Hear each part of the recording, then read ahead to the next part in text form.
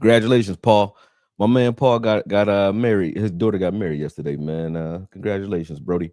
Appreciate everybody who's tuning back into a Kool Knows Boxing, man. We had a great day of boxing yesterday.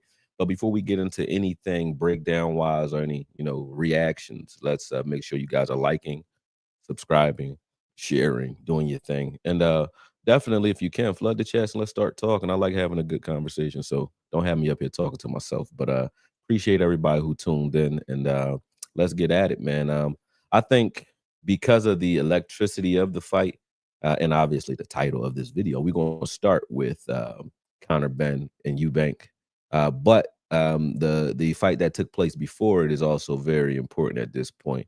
Not last night, but a week before, which is Ortiz and Lubin. We're gonna talk about that too. I'm gonna break both of them down stylistically, and it's some exciting stuff coming down the pike in boxing, man. Definitely for sure. Um, Eric Dallas said, "What up, bro? Been waiting on you." Oh yeah, for sure, man. Um, I don't know how to feel about the fight. Number one, it was an exciting fight. I give both guys, Eubanks and Ben, credit for finishing the fight, for making the fight happen. But I was looking at this fight, and the thing that Chris Eubanks said that kind of stood out to me. He said it wasn't there, and I thought the same thing. I was waiting for him to start, and he never really got a chance to get off. Now that could be for a number of reasons, right? But he didn't look as energetic as he was in the original bout. So the things that may have went on behind the scenes, I look at him as a man's man, because the way he gracefully gave the spotlight to Ben, even though there clearly was something different about Eubanks in this fight, just shows what type of man he is. And if they fought again, great. I think it's bad for both of them to fight again. To be honest, I don't think Ben belongs at 160, obviously, because he's talking about going down to fight Haney and guys at 147 because that's where he belongs. And I think he'll dominate there, to be quite honest. So yeah, I don't think he belongs at 160, and I don't think Eubanks does either, because Eubanks looks like, I think he's, at this point he needs to stay 68, go up to light heavyweight maybe, because he just didn't look right. I don't know if it was a mental thing or if he just overtrained in the gym, and sometimes that happens. I've overtrained guys where they had to take some months off because they were flat. Like I have them sparring and they're not responding properly. Their reflexes are not there. They're getting hit with shots they normally don't get hit with. I've seen that happen where we were preparing for fights, and I'm like, hey, you got to sit down for a second, because if you show up to any fight the way you are in this current condition, you're gonna get hurt, right? So I've done that with my own fighters, and I had to learn that they're not Madden characters. The fatigue button and meter ain't there, so you can't just work them into the ground. And I think Chris Eubanks may have, because of the added pressure of this rematch, I think he may have overtrained. I think, or something significantly stressful happened that definitely had him in a different headspace, because his reaction time wasn't the same as it was in the first fight. But also, Ben's strategy wasn't the same as it was in the first fight either. He had a more of a yo-yo style this time, like fought like a Russian fighter, to be honest with you, because Russians and Cubans have this style where they fight on their toes and they're in and out, in and out, in and out. So they can time their half step backs, they can time those shots to the body, and they fight more like an amateuristic, light on your toes style. And Ben definitely deployed that herky jerky yo-yo style in this fight. Did a lot more body work than I expected him to do, because obviously he's slightly smaller, so I didn't think he was going to try to fight inside to get to the body, but he didn't. He didn't stay inside when he was throwing his body shots. He was throwing them from outside using explosive moves to do it. Like he was throwing right hands to the body from mid range or outside, rather than getting all the way in to do it. And he got countered a couple times clean. So Eubanks was able to time him. His timing was okay. That's what makes me question whether or not it was overtraining or his mental status, because his timing, when you overtrain, or if you're overtraining, then your timing is usually off, right? It's off. His timing wasn't that bad, because on his counters, when he would catch catch Ben coming out, he'd catch him clean. It was nice counter. He kept catching him with uppercuts and nice shots on his way out. So his timing was there, but he just wasn't the same energetically for whatever reason. maybe down the line he'll explain, what that was and why that was. But the fight was still, with that said, still a great fight. One of the best fights this year. And the way they did the 12th round was crazy. Like that was the theatrics that you need to even set up a third fight. But I think if they do fight again, it should be years down the line. It shouldn't be right away. I don't think they should rush that fight, because the two fights that they've had created so much fanfare for each of them, business wise. And this is why I'm going to put my business hat on, because for those of you who don't know, I do promote fights too. I'm in everything there is boxing. I train fighters, I manage fighters, I promote fights, you name it. In boxing, I've done it. You know what I mean? For the most part, except for a fight, obviously. I didn't have a boxing career, but I've been boxing since I was 7. So, yeah. But from the business aspect of it, I think they both fair to make more, no matter what the paycheck would be if they fought again. I don't care if you gave them 30 mil, 40 mil, 50 mil each. They both stand to make more not fighting each other next, because they still have that trilogy fight. No matter what happened with their career, now their trilogy fight still will make money because of how good the first two were. You know what I'm saying? So in between, they can make money fighting anybody else. And I think Benn's strategy, for two reasons, makes sense in going down to 47. Number one, don't go to 54, because Eddie Hearns manages both, or has both you and Boots in the same stable. So obviously you don't want two guys at 54 competing for the titles when Boots is trying to clear that division out, right? Boots has just vacated 147, which is really weak. When you have 147 now, you're talking about Norman versus Haney, as if these guys are like the top of the top at 47, which they are now. But about a year or so ago, 2 years ago, you would have been talking about Crawford and Boots at 47, and a lot of other guys that these guys would have had to deal with that we considered top notch. But Boots and Crawford and those guys cleared that division out. And a lot of those guys either retired or they're moving up. And then you got the journeyman that's still kind of hanging around that division. So the future is bright for 47, especially if Benn's going down there. I think Benn can definitely deal with any of those 140 pounders that are coming up that will fight eventually at 147. He's too big for those guys. He's quick and explosive. And then guys like Haney and Norman, what he put on last night, what he showed me last night, that he can, that he definitely can box a little bit, and box enough to be what I would call a puncher boxer. He's still a puncher, right, Benn? But he knows how to box when he needs to. That's the style that I teach, and that's the style that I think is the most prevalent in regards to the most dangerous shit. I say not the most prevalent, because most people don't do it, but it's the most dangerous style, I think, in boxing is puncher boxer, right? And the reason I say that is because if you're a puncher who can really punch, like you legitimately have power, but you can fight gracefully on your toes when you need to. A boxer puncher would be a Sugar Ray Leonard, meaning a guy who leads with boxing and lets the knockout come to him, right? That's a safe power puncher, a guy that can, have you follow him around and get you out of here. But a puncher boxer is a guy like a Marvin Hagler, right? He's looking to hurt you. Like Benn is looking to hurt you, right? He's looking to knock you out. But if you have anything in the tank, or if you have any ripples in your game, and you can, fight on your toes, you can change angles, things like that, a puncher boxer can adapt to that and still be able to adjust with you, instead of just being like one of those straight line ABC fighters. So I think the future is bright for Benn at any weight sub 154. 147 is probably the lowest he can go. When you look at the way his career started, both of those guys, they're silver spoon kids. They're not kids that are guys or young men who needed boxing. They had money. They grew up silver spoon, sort of. And for them to come out the way they came out, as far as with true grit, true heart, shows that's in the DNA, man, because Benn has no reason to really fight other than the want to. And those are the type of champions, or the type of fighters I like anyway. You know what I mean? I don't want the prize fighter, the guy that's fighting because he needs money and wants money only, right? Yeah, you're going to get money for doing this. But I like the guy that it's just in you. This is what you would be doing if it was free. You know what I mean? Those are the guys that create champions, are great champions. And I think Benn definitely can be that at 47. So hats go off to him, man. It was a hell of a fight. Both guys had to put it all on the line. Like I said, stylistically, that in and out style, that body jab was effective. He had a progressive offense. And when I say a progressive offense, I don't see a lot of boxers using a progressive style of offense. And when I say progressive, I mean a tree. There's a tree to your offense. Sugar Ray Robinson used to have a progressive offense where he would establish the jab early, first round, he's circling left, right, establishing his jab. And you guys can watch this, as I said, or you can go Google it afterward. But he would work his way around you with the jab for the first 2-3 rounds just to get the jab established. And these aren't feints. They're hard jabs. There's no soft jab, nothing quick.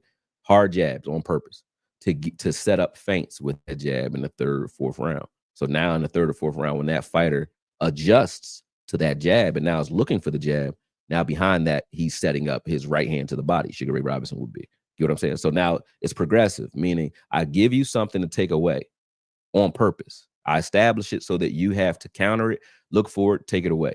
And then when I see that you've adjusted to that, I'm already on to my next adjustment in regards to my offensive tree. And then, as you go on, the combinations develop and the setups develop based off of that progress. And Benn was doing that. He set up the body jab beautifully. Off that body jab, he was able to set up overhand rights and right hands to the body because that body jab was forcing Eubanks to freeze a little bit. As he froze, you saw, he had a two-way go. Benn did. He could change levels, throw a right hand to the body, or he can just throw those overhand rights to the head, depending on the leverage that Eubanks presented. So he was presenting problems for Eubanks with that. And then as Eubanks caught on to the jabs and the right hands to the body, he started getting hit clean with the rights to the head and so on. Then the hooks start developing off of that. And then it became a fight. You know what I'm saying? So for him to stay patient enough to watch that offense sort of blossom the way it did in that fight, that's something that most fighters today don't even they don't do it. They fight random. They get into tip-top shape, and then they're going. Their strategy is I'm gonna tire you out and then I'm gonna walk you down, right? Most of the time, that's what most fighters are doing today. They're just super athletic. You know what I'm saying? They're endurance monsters or attrition monsters that are just strong, fast, and quick. But I don't see the IQ all the time in the game. I respect it when I do see it. Like Gervonta Davis gets way more respect from me than he gets from a lot of other boxing fans because I'm watching a guy that's 5'5", 5'6", something like that, set up guys that are bigger than him, naturally bigger. He's setting them up early in fights because he'll sit in front of you and let you throw punches to tire you out and also to get a read on your timing, your speed, your distance, how you judge it, your angles, your combinations. He's standing right in front of you taking pictures. That's what Gervonta Davis will do. And then he'll slowly chop you down after that. He'll start catching you with shots after he gets your timing down. That's a style that he doesn't need to watch film with that type of style because that's a style where he can come into a fight and he's gathering data and information in the first 3 rounds. That's a high boxing IQ. And I can see him doing it. You can watch Rolly Romero. He didn't come out and try to fight Rolly.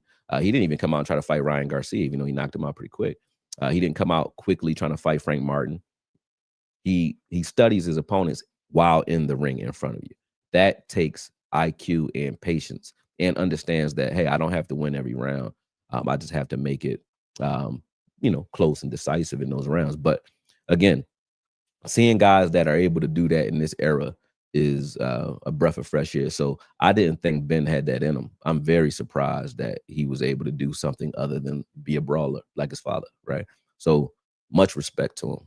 Much more respect to him than I had even after the first fight, which the first fight I thought that he put it all on the line, but he sold blood. I don't believe in selling blood. If it had, you got to do it, you got to do it. Meaning you get in a fight, selling blood is, I know that I'm taking damage to beat you. Like a Joe Frazier style is selling blood. You know what I mean? I'm taking years off my life every time I step in the ring, literally, because I'm trading 1 punch for 5. That's selling blood. And that's what Benn did the first fight. He was selling blood. But this fight he actually boxed, and that was beautiful to see. Much respect. Let me see what you guys are talking about in here real quick. Eric Dallas said, I think simply the weight, he needs a year or 2 off and gradually adjust to 68. He's got 2 good fights left. Yeah, I agree. His post in the ring response was solid. Yeah, that's a man right there. Say it's all about him and be that gracious. You don't see that either. You don't see that many real ones. I don't even like saying real ones no more because everybody a real one, everybody a thug, everybody's him. Everybody, you know what I mean? And you are in your own regard. I won't take that away from anybody. Everybody has their own trials, tribulations, and things that they've overcome to be that which they claim to be, right? But you still know, there's a hierarchy. there's champions and there's winners and losers for a reason in a competitive market or competitive world. But I don't like saying those things because everybody takes the value out of those statements because there is, nobody wants to lose and everybody gets a trophy nowadays. I don't believe in none of that. There is a winner, there is a loser. There is a hierarchy in this world. Period. There's no way around that. You know what I mean? And I like those who are willing to put it all on the line to determine where they rank or where they fit in that hierarchy. And that's what those guys did. That's what Eubanks definitely did. He said, "Hey man, he was the better man today." You know what I mean? Can't take nothing away from that type of response or that type of logic after the fight. Endless Crusade said, "History proves in boxing that going back down in weight after blowing up never ends well." It's not a back down for Ben though. So if you follow Ben's career, Ben's been all over the place weight wise because he started boxing pretty late. He never was established at any given weight. He's kind of like he didn't have his team doing the right things, what I say. So it's not really a back down because I have a junior welterweight. He's at 140, who really should have been at 135 most of his amateur career and so on. It's just that I started professionally training fighters in 2017, 2016, somewhere in there. So it was my lack of experience that had me have him fighting at higher weights because he's a construction worker at first. So he was kind of blown up, strong, whatever, you know what I mean? So I'm like, oh, he can deal with 47. He can deal with 54, but I had him fighting guys at 54, 47. These guys are 6'1", walk around weight 180. You know what I mean? He's never been above 160. You know what I'm saying? But he could fight he's been above 160, probably 165-ish walk around, but nothing. He's a slender, explosive guy. And when I look at his frame, when I got closer to other camps, I started seeing that guys who were fighting at 54 were larger than him by a long shot. You know what I'm saying? 30 pounds, give or take, of natural frame, right? They just can manipulate their weight in such a way to get down, right? He's cut up. Even at 60, he's cut up. So getting down for him is harder because he's shedding muscle, not fat. So I used to not try to kill him to get to 140 or 135. I said, all right, we're gonna start off with 54, 47. And I put him in a fight, his third fight, against a kid from Jacksonville who was 54, right? And naturally 54. And he lost his fight. But his punching power, his name's Hakeem Harmon, his punching power is so crazy that he still was able to hurt this guy, and he's much bigger. So he was able to hurt guys a lot larger than him, a lot like Ben is doing, like Ben did with Eubanks, because he's a powerful guy, right? But he's naturally supposed to be at 140. And at 140, even Hakeem Harmon is only 3-1 right now, right? At 140, I don't care who you are. If you get hit by him, either hand, you're going to sleep quick. And I'm not talking about an accumulation of punches. He can hit you one time. He was a jackhammer worker, construction worker. He hit you one time, he gets you right the fuck out of here. But I say all that to say to your point, I'm bringing him down, and he looks hella better down because he's fighting guys that are his true size. Finally, my son as well. He does jujitsu. He's fighting guys at 205, but he's 5'8". He was 5'8", blown up, stocky 205. Fighting guys that really are walking around 250, so on, and he's blown up 205. My son's supposed to be fighting at 175. When I got him down, we started getting our weight cuts down. Like we just went to Vegas in August. When I got him down to 140, 175 and got him where he needs to be, those guys, he's quicker than the guys at his true weight, and he's stronger because he's been dealing with bigger guys for so long. He's way stronger than the guys at his natural weight, and he looks dominant now. He's only a blue belt. So that definitely, you're right, but anecdotally, it can be done. It just depends on the fighter and the situation. If you're going up and you're putting on muscle like Roy Jones did versus John Ruiz, that's a different conversation. I don't know what my camera keeps going in and out of focus. What's going on here? Focus, man. There we go. Focus. It looks shaky now. I don't know why. I think it's because I shook the table or something and make me look like I'm now I look like I need glasses and shit. But anyway, Roy Jones, when he went up to fight Ruiz, that's a different conversation. So I think that's what you're referencing. But the reason it was hard for him is because in order to go up, he added actual muscle. and then didn't fight any tune-ups when he came back down. So you're right, but anecdotally, it can be done. All right. I mean, that means individual. Devin is one of those silver spoon fighters. I would say so. Yeah, Devin, but Devin got heart though. I'm gonna get into Devin in 1 second. Eubank tried to outpoint and out time and box or punch last. That's something he's never been. Why try reinvent himself at 36? I don't think Eubank was trying to outpoint him. I think Eubanks didn't have anything to deal with because he was waiting for the fight to come to him, and it never did.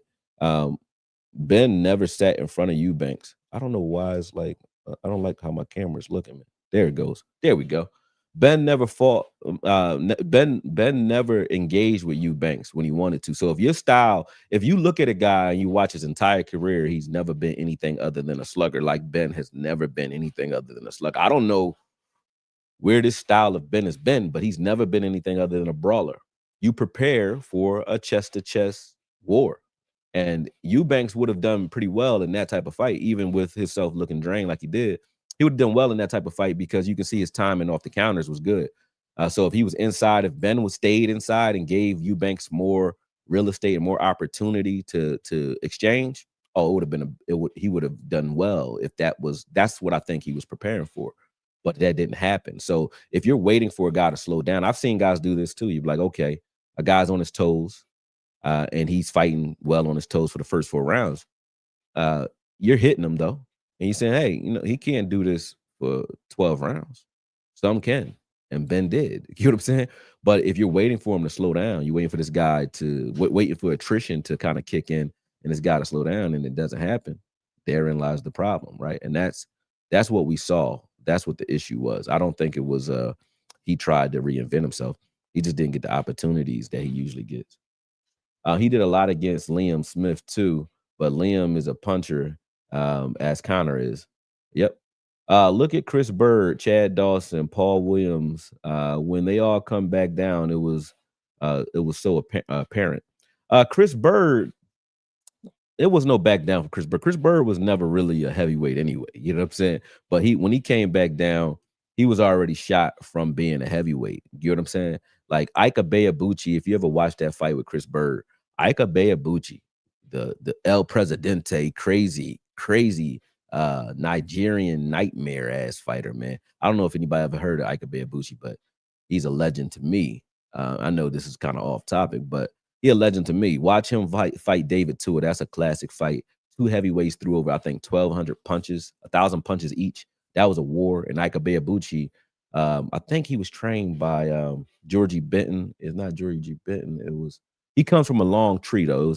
It's either Eddie Futch or Georgie Benton trained him. And Ika Beabuchi was going to be great. He just went crazy and started like hearing voices and shit, and had a situation where he like held a hooker hostage in Vegas or something like that. Man, got arrested. But that fight against him and David Tua, I said, damn, that's crazy. And Chris Bird, I don't know what the hell he was thinking. He took a fight against this man after that David Tua fight, and Ika Beabuchi knocked his fucking brain through his ear hole. He tried to kill him. So yeah, he went back down, but Chris Bird was shot after that. After the Ika Beabuchi fight, Chris Bird was never the same. Bad Chad. Chad Dawson went down to 68, but when he went down to 68 to fight Ward, that was just dumb. It wasn't like he went down and had a tune-up or none of that. He just went down because Ward asked him to come down. He went down. Shouldn't have did that. He wasn't going to beat Ward at 75, but I would have made Ward come up to my natural weight for sure. I wouldn't have fought him at 68. Ward would have had to come to me. Chad chased the money, and he sold blood, and he paid for it. That's what happened to him. And Paul Williams had a car accident. That's what his problem was. Paul Williams, when he got knocked out against, I think, Sergio Martinez, Paul Williams was never anything other than a guy that was selling blood. Anyway, Paul Williams was just a rock'em sock'em southpaw robot, meaning he threw a lot of punches but had no defense ever. He's never was slick or never looked good. So eventually his punch resistance was going to wear out eventually anyway, regardless. He said, yeah, I'm 54. I'm 53. Ika Beabuchi was a monster. He got out from his bid. I remember that Bird fight. Yeah. Ika Beabuchi was a legend. Like I looked at him like that was the guy that nobody would have beat Ika Beabuchi easily anyway. I don't see how you beat that guy because he can take a punch, he can box, like literally box, but he was built like Mike Tyson, but taller, like 6'2", I think, but a monster. Quick, good jab, punch resistance, went toe to toe with David Tua and was taking David Tua's left hand like it was nothing for 12 rounds. You know, that is an animal, crazy guy. But moving on. You guys, we talked about we'll talk about Haney again. We've been covering Haney for a minute, but Ortiz and Lubin, everybody's hype off Ortiz the way he dismantled Lubin. You guys are talking about Eubanks not looking right, and I was talking about him not looking right. But if someone really, if I say somebody really doesn't look right, you remember when Roy Jones, his punch resistance was just over with after he got knocked out a couple times? I think Lubin is there. Lubin did not look right. So it's a great fight. It's a great camouflage fight, I think. And I say camouflage because he knocked Lubin out, which is supposed to be stiffer competition. He knocked him out so fast, right?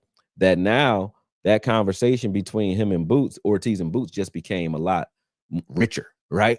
So it's a good camouflage fight because the name was good enough and he dismantled him well enough for you to say, oh, this is a crash course, right? But it's also Trojan horse or fool's gold, I think. Because and I don't think it's fool's gold for Ortiz as much because it seems like they understand, like they kind of backsliding on the Boots fight, right? It seems like they don't want it as bad as you might think, right? But because I think they have leverage now, obviously, business wise, I get it. But Ortiz, that fight set up Ortiz for an ass whooping, I think, because Boots is not Lubin, number one. Lubin, that style that he fought, he started off, flat. And then when he got hit, he just stood on the ropes because he didn't have the punch resistance. As soon as he got caught with a clean punch, he couldn't field it. So it was really, I think that leading up to this fight, Ortiz probably had tougher sparring matches than what he got against Lubin, for real. So looking at Ortiz's natural style, high octane offense coming forward, that is built for Boots. Like he's tailor made for Boots. So I hope they make the fight because that is the fight that will make everybody think that Boots is what he actually is, which is a monster. But I don't think Boots is in any danger fighting Ortiz. And I know people going to say I'm tripping. Ortiz is Ortiz. Yeah, yep, he is.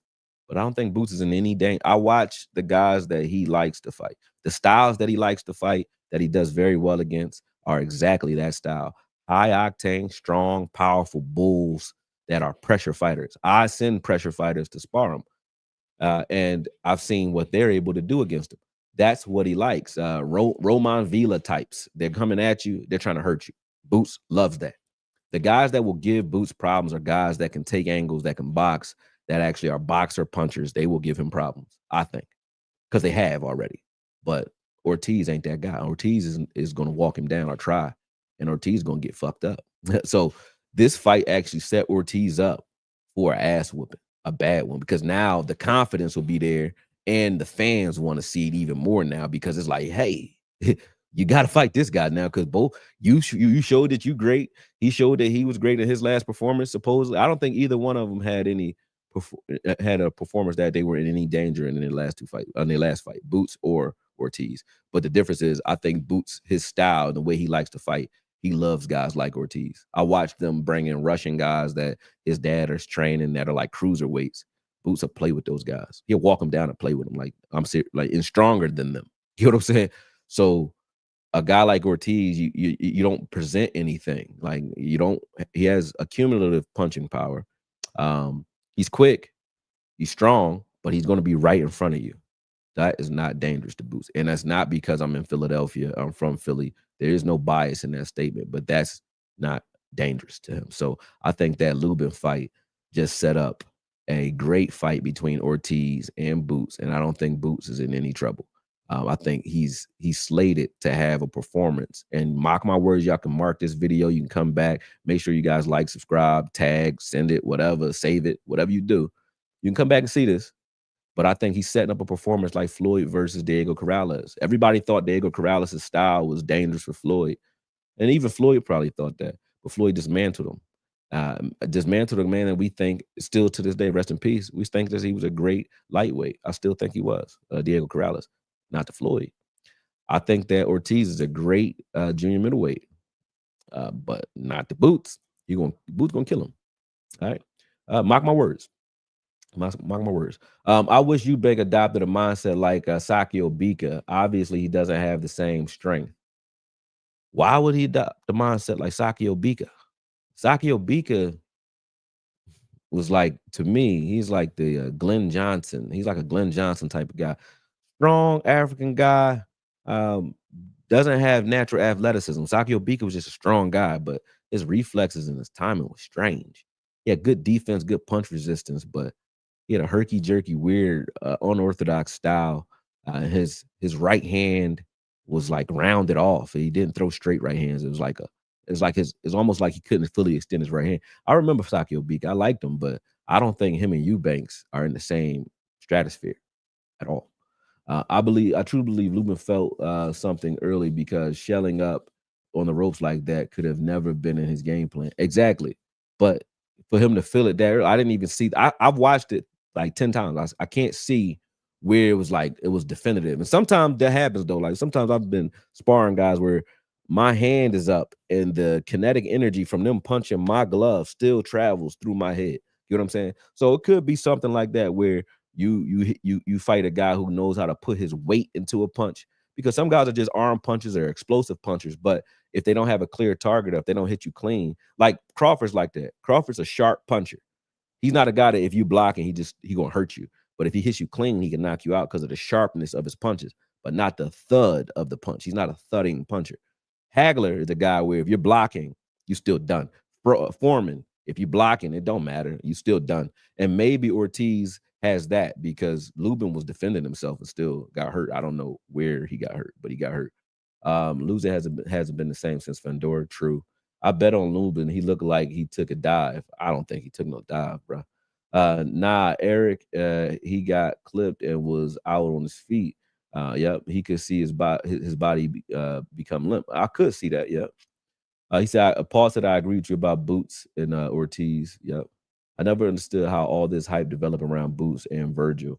Boots will beat the dog shit out of Virgil. Robert Garcia knows better. He will beat the dog. You know it.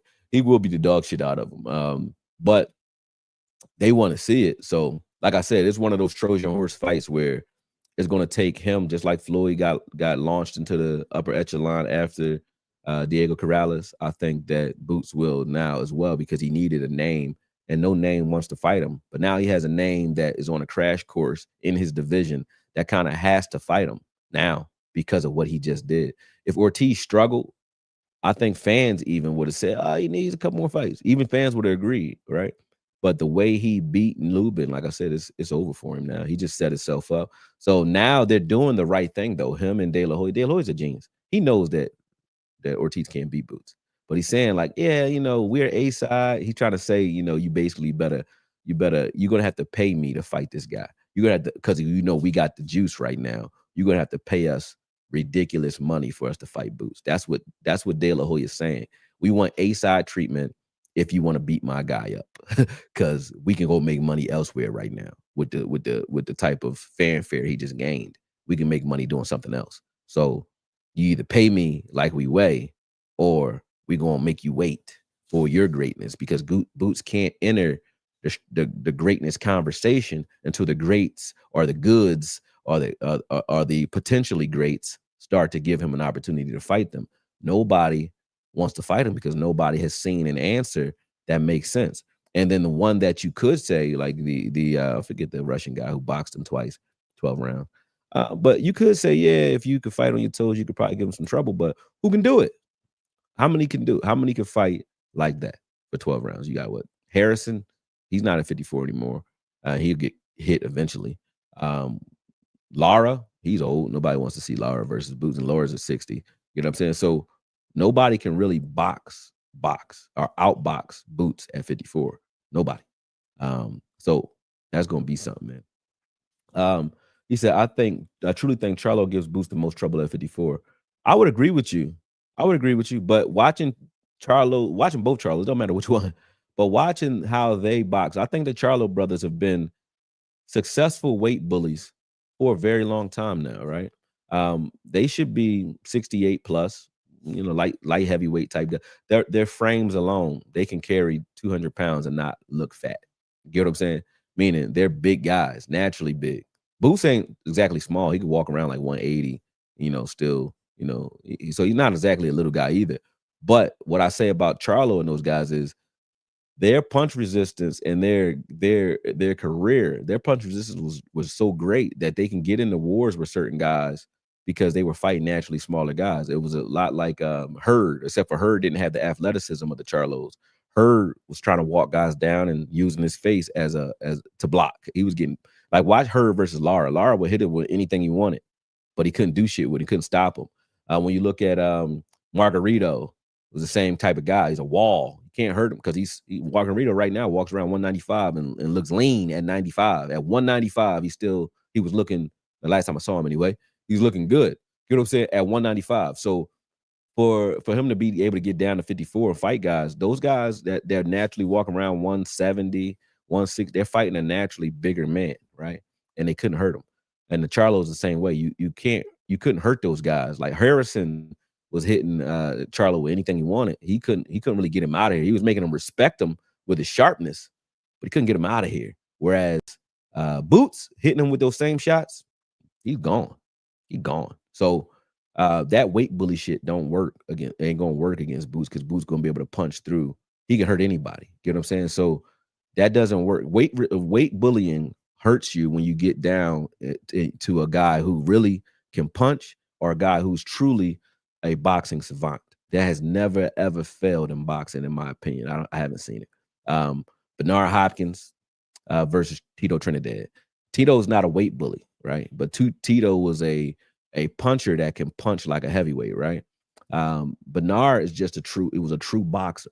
You know what I mean? His strategy by circling to his right, he fought Trinidad like he was a southpaw. I mean, he circled to his right the whole time, smothering the left hand, making it so that Trinidad had to use his right. And Trinidad didn't have a well-developed right. He couldn't do shit with him. You know what I'm saying? It was like Rubik's Cube solved. You know what I mean? And it's the same thing when you look at Hurd versus Julian Williams. We were in that camp too. My fighters were in that camp with Williams, helping him prepare for Jarrett Hurd. And that was May 11th, 2019, I think they fought. But Jarrett Hurd had nothing for J-Rock because J-Rock could actually punch, but it wasn't the punching power that got him. It was like he has a boxing IQ, can fight inside, outside, so on. And Hurd is an accumulative puncher, not a power puncher. So he couldn't really do much with J-Rock because, he couldn't hit him with anything that could get J-Rock out of here.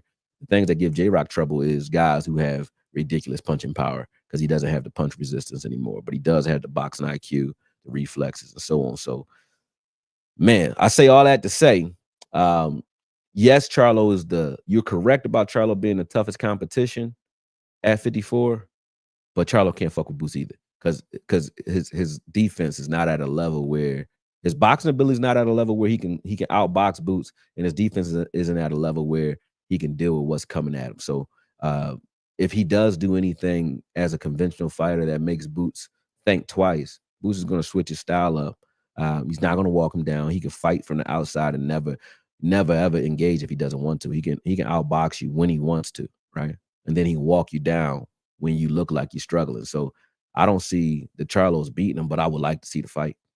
Hurd had no defense. I honestly think he was one of boxing's biggest overachievers, for sure, because he was a weight. But that's what weight. Look, I'm right now 240, man. If you somehow can make me feel healthy at 160, if I was healthy and I felt good at 160 right now, and I've been 240 to up sub 240 or between 240 and 200 pounds since I was 18 years old. So I've been larger for most of my life. I've been dealing with, larger people. I've been adapting my calisthenics to this frame. My push-ups, I can sit down right now and do 70 to 100 push-ups, no problem. Right now, right? I can run 5 miles right now at 240. If you took my same level of athleticism, even at 42, and you made me 160, and I still felt this way at 160, I don't think there's a 160 pounder that's going to hurt me quickly unless he got real bona fide power like Wilder, Gervonta Davis, Boots, those guys that could put you down with one shot. Unless you got that, you're not going to really hurt me at 160. You know what I mean? And that's what I mean by weight bullies. You know what I'm saying? Guys who've been walking around way big. Miguel Cotto was 200 something pounds when he was 12 years old. He's a big ass young boy. So when he started fighting at 147, when he 140, 130, 140 when he was older, he's naturally a fat kid. He was a fat kid, big kid. Get what I'm saying? Same thing with Benavidez. He was a fat kid, big guy. He's big, but he's fighting guys that are smaller. You know what I'm saying? So you're not gonna hurt him with one shot unless you got that type of shot in you. And most boxers today, most trainers don't know how to develop power because they listen to old adages like power, you're born with it, or you're not. You can develop power. I know how to teach power, but it's in movement. It's not static. You gotta chop wood. You got to actually use certain movements, like, you know what I mean, compound movements with weight, with resistance. And then you also have to strengthen your wrists and the way you actually hold your hands and the way you throw your punches. Your technique got to change in order for power to develop. But power definitely can be developed. I teach it. I watch a lot of guys train. I go to gyms now. I train with guys. I watch them train. They can't. I'm 42, and they can't do what I can do. So boxing is in a bad space when it comes to the way trainers are teaching today. There's only a few of them I respect. A lot of them are actually in Philly that I respect. Shout out to Reg. Shout out to Breadman Steve Edwards. That's my man. Shout out to Rel. Shout out to Greg Hackett. You know, these guys can train. Shout out to Bozy, obviously. But Philly is full of trainers that know how to teach what I'm talking about. But they'll make you a dog, though. You're going to be walking guys down after you learn them. But power, we can teach power here. We teach it. I truly think, yeah, you said that. Yeah, I said that. I think J Rock would have been a nightmare for Boots. No, nope. Those guys spar now. No, he ain't a nightmare for Boots. Nope, not at all. I was born and raised in Philly, so I know you know your boxing. Like you said a couple of shows ago, the bus driver in Philly can fight. Man, well, literally, one of them actually you probably knew, Sam T. Rest in peace, Sam T. He got killed, you know, in a altercation with his baby mom's boyfriend or whatever, you know. But he was a SEPTA driver. Sam T was was a contender and a SEPTA bus driver. So you're exactly right. Bus drivers jumping off the bus will whoop your ass in Philly. Postal workers will whoop your ass in Philly. Guys like me, run up on me if you want to. If you ain't got it, don't fight me, man. And I'm not even talking like no tough guy. Just like I'm going to catch you eventually. You know what I mean? You might beat me the fuck up for about a good 30 seconds, but once I see what you're doing, I'm going to hurt you. Or you better knock me the fuck out quick. You know what I'm saying? But that is like that. Like Sam T, funny story. Anas Moussaoudi, one of my fighters from Morocco, came here. We were on a crash course because I told him, I think I told part of the story before, but I was like, hey man, stop knocking guys out in Philly because Philly gonna be on your ass. Like Philly, once your name go around that you one of those guys that's, you know, coming to gyms trying to give crazy work like that. Philly is known for gym wars. They love it here. So don't do, if you want real work, meaning you just want to work on your jab, you want to work on your boxing ability, which is why Nas came to me, was to learn how to work on his toes. I said, well, stop going into slugging matches and sparring because you get in wars. You learning how to be a dog here now because you try to knock everybody out and they try to knock you out now. So nobody's working on boxing at all. You know what I'm saying? So I told him to stop doing that. He was arrogant. I like this is my man. Like we cool as shit, but he is an arrogant motherfucker. I love him to death. But Anas Moussaoudi, he's arrogant, meaning he actually spars and works in Eubank's camp too, because he works out of Belgium, in the UK. He's a Moroccan fighter, but fights out of the UK. Him and his brother Nabil. But I'm like, yo, bro, stop trying to knock everybody out. He kept doing it. Coach, this is nothing, coach. I don't want to come back to Philadelphia. I'm going to Miami next time. I'm like, all right. So last week here, you know what I mean? I take him over to Bozy Gym. He spars Sam T. And the reason he got to spar Boots is because Boots and that entire gym watched him knock Sam T, rest in peace. No disrespect, but he knocked him out of the ring with a body shot. Nas did to Sam T. But Sam T is one of those bus drivers, like you said, that will get your ass the fuck up out of here. But Nas came, knocked him out of the ring, and then him and Boots sparred later on that week. And he jumped out the ring. He's like, man, he trying to hurt me, coach. Yeah, I know. You know what I'm saying? But you've been trying to hurt everybody this entire week. You know what I mean? So anyway, I ain't feel bad for him. I'm like, you've been trying to kill everybody and their mama. You know what I mean? But you're right. Philly is that. Philly is that. So Eric, yeah, you definitely know your shit. You from Philly for sure. Cause Sam T is like, you know what I mean? Everybody don't know Sam. But yeah, man. Outside of the Boots and Ortiz fight, which I think should happen in the first quarter of next year, people talking about this Joshua versus Paul fight. If Joshua and Jake Paul sign the contract, if Jake Paul signs the contract, I will watch the fight because it's entertainment. This is a WWE now, right? I will watch it. But I would think that the only way you can get Jake Paul to sign a contract against Anthony Joshua if he knows Anthony Joshua is going to take it easy on him in that fight. Otherwise, there is no way in hell that he signs that contract. So if he signed that contract to fight Anthony Joshua, it's because Anthony Joshua is taking a dive and getting paid for it. That's it. Or not even taking a dive, maybe taking a fight where they're going to go to war and he's not going to try to knock you out. Something like that. He's going to pull his punches. I don't think that you're in your right mind, never having fought a real professional boxer, and Jake Paul should play with Anthony Joshua in any stretch of the imagination. I don't give a fuck what you saw or what you think you are. Especially you're going from a Gervonta, which you were scared of. I think Gervonta was going to beat his ass to Anthony Joshua. I watched this kid Toro, right? And I watch a lot of, I mean, obviously I'm in the gym all the time. Every week I'm in the gym all the time, all day. I don't even record. I should record that type of shit and bring it to you because you probably would get a kick out of those types of things. But there's like the gyms in Philly is like the streets. If you really from the streets, this is why I don't trust rappers, all that bullshit that they be talking, right? Most of the shit that rappers be talking, either myself or my friends and family have done, right? And the one thing that I know that's common amongst everybody who really doing some shit is, you better bring the fucking camera around here. What the fuck wrong with you? Get what I'm saying? And so the streets is like that, but boxing is like that too. If you're walking around the gyms with a camera, you kind of look like a weirdo unless you are known for media.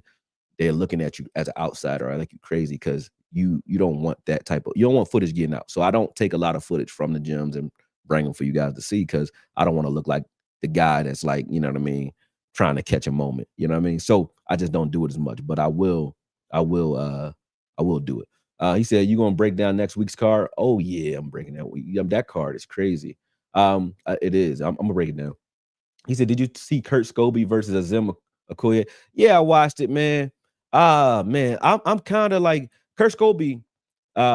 He's one of those guys that's like Ortiz to me, right? He played football, so he's super strong, got crazy punch resistance. He's not really a weight bully, I would say, but yeah, because when he's playing football, he was nowhere near 140. He's probably 200 pounds somewhere up there. You get what I'm saying? Or 180. You get what I'm saying? He was definitely up there. I got to check, but he was a football player.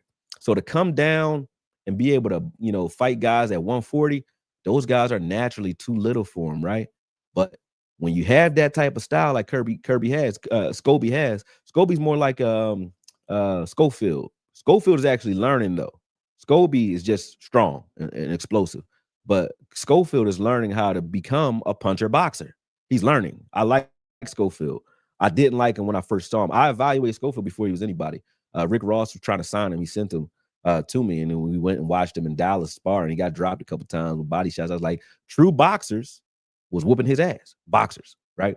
Guys like Richard Hitchens, Lil Africa, those types of guys give guys like Schofield and Scobie problems because they can really box, but they can punch. Boxer punchers get them problems, right? I was hoping Scobie would build his career up a little bit more before losing because he's one of those guys. If I got a guy that's around 140, 147, he's a perfect guy to make you look good if you can box and punch. Like if you're a good puncher, like he's a walking machine, but like a Frank Martin type guy, but good to punch on. I was wanting him to lose a little later because I wanted to put somebody up against him maybe that can look good against that type of style. But yeah, Azim did exactly what you're supposed to do against a guy like that. Body shots, a lot of movement. He didn't know what to do with the movement or the angles because he's just walking right at you, walking in the punches. Scobie was getting that ass whipped, man, and then he's getting dug to the body. But you can see even the way he lost. You could tell he's a weight bully because the body shot that really put him down, he got hit with it maybe 30 seconds before he went down. He was still trying to fight, and then he was getting hit with other shots. And he just took the knee. You could see him touching his liver because that body shot would have ended a guy. If Azim would have hit a guy that was his natural size with that body shot, he would have went down immediately. He was able to walk through it, but he couldn't deal with it. That body shot was clean because his hands was high, and he got hit with a left hook to the body that I saw. I was like, oh, he dug all the way into that. And I thought that, I was like, well, maybe if he can't punch or something's wrong because he walked right through it. And then about 30 seconds later, he took that knee and he didn't really, he didn't even argue with the stoppage. He was like, All right, because he knew. But yeah, I watched that fight, man. Scobie was never something that I was looking at as special. I thought that, just like Frank Martin, that he can go far because of his football background, because he is tough, he is strong, he is explosive, and those guys are too small to deal with him. Because imagine a football player who's dealing with guys 300 pounds on a regular basis without a problem going down to fight a guy that's 140 and been 140 his whole life, or been 105, started his boxing career at 115 type shit. Those guys ain't big enough. Man, they can outbox you. They're smarter. They got a better IQ. But the equalizer is he's a good big man coming down to fight a good little man. He gonna fuck you up most of the time, right? Most of the time. Let's see what else we got. Scobie was turning me off. He was talking too much. Yeah, yeah. All that talk is like, I don't like I said, the gangster talk is crazy to me, man.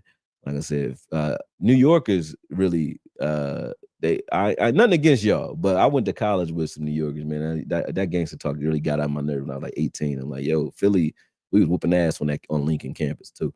Cause Philly different. Like we talk shit, but it'd be like we bid on you type talk shit. It's not tough guy talk. And if it is tough guy talk, we about to do something. It's not, that tough shit sound crazy to me. Like, and Scobie was talking way too gangster. And then to get humbled like that against like Super Nerd and Azim, he got beat up by Nerd, man. That was revenge of the nerds for sure. He seemed more like a pure athlete than a boxer, which he obviously is. Yep. But he can't box at all. Nope. Off topic, he said, Okoye, what are your thoughts on Andre Ward? He, alongside B-Hop, are my favorite fighters. Andre Ward is definitely a legend to me. I love Andre Ward.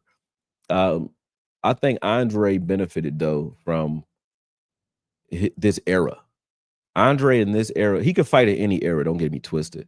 But in this era, to be a guy who clearly tore his shoulder up, he tore his right shoulder up a long time ago. He was fighting one-handed for a long time. So as good as we think Andre Ward is, you have very rarely, I don't think we've ever seen Andre Ward at his best in his entire pro career, which shows how good he really could have been. Because Andre Ward never had a right hand. And he never had a right hand because, one, he's left-handed. So that's number one. He's left-handed fighting as a conventional fighter. That's number one. So his jab is super educated, number one. But number two, he tore his right shoulder up too. So, until he got that surgery, I think before Kovalev, he couldn't really, fully rotate his right hand. So Andre Ward, special because he's beating you off of IQ and off of one hand. Most fighters, I don't understand how they didn't understand this, because I used to look at it like when I was boxing, especially, you're not going to hit me with too many jabs, bro. Like, you're not. So if all you got, and I know all you got is a left hand, I don't think you're gonna beat me up that bad. You know what I'm saying? But Andre Ward's fucking people up with one hand. And I don't know if they just don't know boxing. That's why I said this era he benefited. Because in yesteryear, a guy like Roy Jones at 168, I mean, obviously Roy Jones is crazy with it, but even James Toney, you put him up against those types of guys, I don't think Andre Ward is anything. You know what I mean? He's Virgil Hill against Roy Jones, or he's a Mike McCallum against a James Toney. I think those guys beat him, right? But in this era, he was dominant. Or in his era, he was dominant, because the Mikhail Kesslers, the Kovalevs, these are ABC fighters. When I say ABC, ain't a lot of ripples or wrinkles to their game. It's just they come right at you. They got power. They got good athleticism. They're quick, right? They're long, right? Arthur Abrahams, those types of guys. You know what I'm saying? I would have liked to see him versus Darrell, because I think Darrell had the boxing ability, the puncher power, and the athleticism, but he lacked the heart and the toughness. I don't think Darrell's heart was enough to do. I think Ward would have beat him because of heart. You know what I mean? But yeah, Dre Ward, that left hand was crazy. That's what I can say. B-Hop got me back into boxing. I was out of boxing. I was done with it at about 17, 18. Everybody kept saying, oh, you too smart to box, man. You shouldn't do it. You know what I mean? My ex-wife, she really ain't want me fighting. And I had a kid by 20. So I was like, I got to go work and make some money. But at 18, I watched Bernard over and over again. I was watching him fight. I think I was up on Lincoln campus watching him fight Tito Trinidad. I just watched it. It was 2001, right after 9/11, all that. It was crazy. I was watching that fight, and it re-sparked my passion for boxing, because I look at boxing as a martial art. It is a martial art. So the reason I still train, if you walk around any gym or you see me, I train with the youngins, and they can't fuck with me. I'm not exaggerating. You guys can watch me train. watch what I do, and you can come train. Anybody can come train with me. I don't give a fuck, and I guarantee you can't hang with me in training because I don't treat boxing like it's a sport that's a prize fighter. Well, I can't, a lot of fighters that I know are out of shape now because it was a prize fight to them. They were fighting because it was money involved. They weren't boxing because it's a martial art to them. Like you never seen a fat karate instructor. You wouldn't go to a jujitsu instructor that couldn't do jujitsu anymore because he no longer competes, right? But in boxing, we do that, right? We get trainers who never fought or trainers who can't fight no more. You know what I'm saying? Why not? Why I can't fight no more? Because they no longer train after they stop their professional career, right? Boxing is a martial art.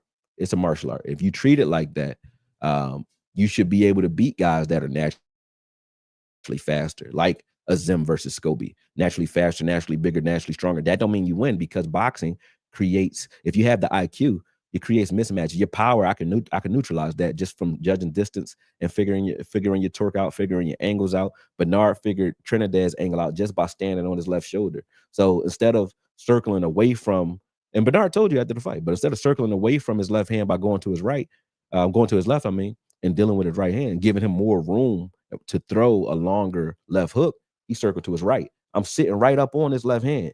I could see the right, which you're not going to throw. The reason I teach fighters to learn how to go to their right as a conventional fighter, because it gives both southpaws and conventional fighters problems, right? This is just some IQ shit for you. So if you box or if you know boxing, right? Check this out. If you go into your right as a conventional fighter, that southpaw that you're fighting, when you're going to your right, yes, you're circling into his power hand, but how often do guys just throw lead power shots? Don't happen that often. They set it up with their jab, right? But when you're going to your right as a conventional fighter against a southpaw, you can get your jab off now because when you step into your right, you're getting inside his right hand. Now you're inside leverage on that. Now you got a good shot for your left to land, your left jab to land. I can see a lot of fighters struggle with southpaws because they don't even understand this because their trainers, old school, but don't understand the truth of what they were watching old school, are telling them you need to get your left foot outside their right foot, out leverage them, which you do, but it's a way to do it. You have to walk them into it. You can't just walk to your left as a conventional fighter and get anywhere with a southpaw because you're going to keep intercepting their right hand. They're going to intercept your left. Y'all going to cancel each other lead hand out, and then y'all trying to time each other. You don't want to throw a right hand lead because when you're coming back off that right hand, now you're getting caught with left hook or overhand lefts from that southpaw when you're coming back, right? So go to your right. Now you got a two-way go every time. You can set up your right hand with your jab as you go to your right. And I watched Pernell Whitaker. If you want to understand how I learned it, I said, how does Pernell Whitaker have a good jab as a southpaw when they cancel each other out? Pernell Whitaker would do the opposite. He would circle to his left as a southpaw, which you're not supposed to do. And then when he stops you, that moment you freeze. So when we're jabbing, that moment you freeze, when you stop your feet, now I've gained the leverage because you're trying to beat me going to the right. You're bringing that right foot over to my right, right? Now I can get outside your right foot easier because you're moving it inward for me instead of trying to beat me going to my left where you're now trying to cancel me out and I stay in. You know what I'm saying? People don't understand that. I watch trainers that don't get it. They don't understand it. And that's why I say boxing is a weird place when it comes to training because they don't even know what I'm talking about. Some trainers don't know what I just told you. Some of y'all might not know what I just told you. But watch, if you want to understand it, watch, since we were talking about Ward, watch Ward versus Chad Dawson. Watch and just watch the feet. Watch Bernard Hopkins. Watch the direction Bernard Hopkins goes against Trinidad.